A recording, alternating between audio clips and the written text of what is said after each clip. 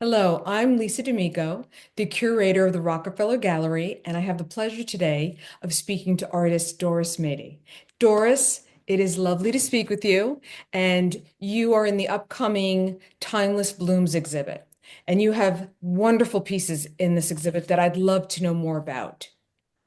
Okay, well, thank you for having me. I really am glad to be there. I love the Rockefeller estate. Um, I have been a plein air painter for about 10 years. So that means I paint outdoors and try to catch the light. Um, One of my paintings is a peonies, but it's a tabletop still life.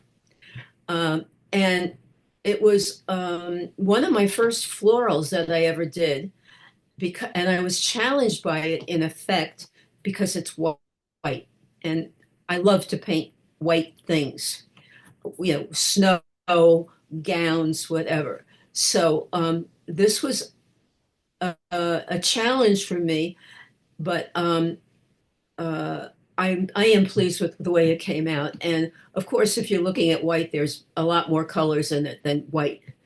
So that was that one.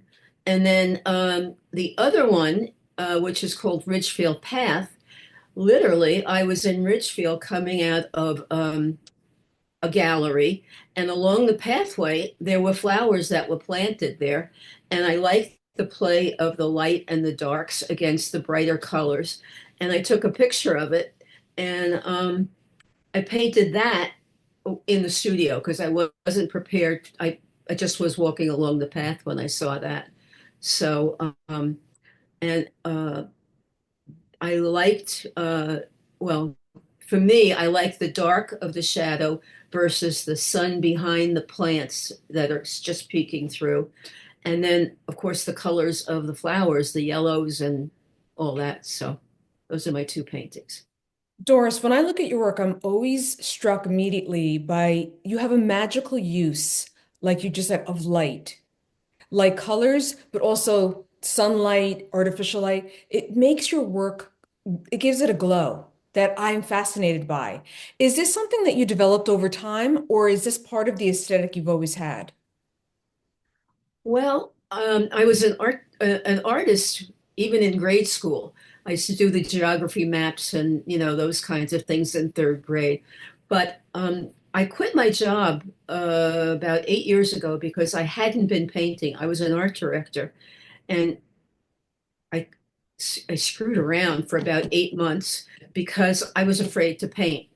And then I was in a gallery in Vermont, and one of the guards came over because I was so fascinated by the artwork of the children in Vermont. That was the exhibition. And he said, we do have classes here.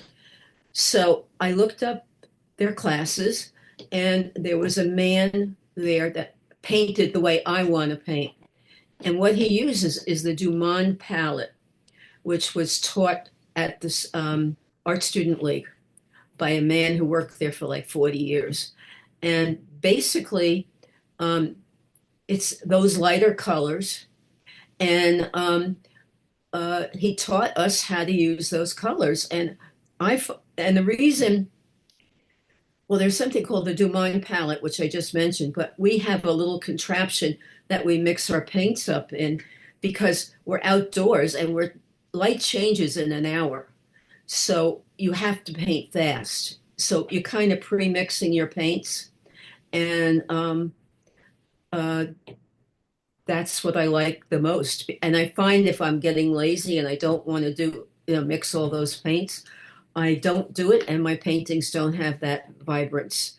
So, if it ain't broke, don't fix it. That kind of thing, you know. So, but yeah, that's it. You know.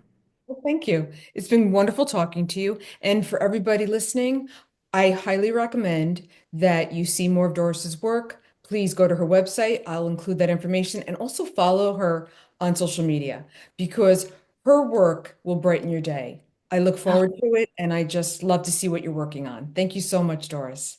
thank you, Lisa. Enjoy.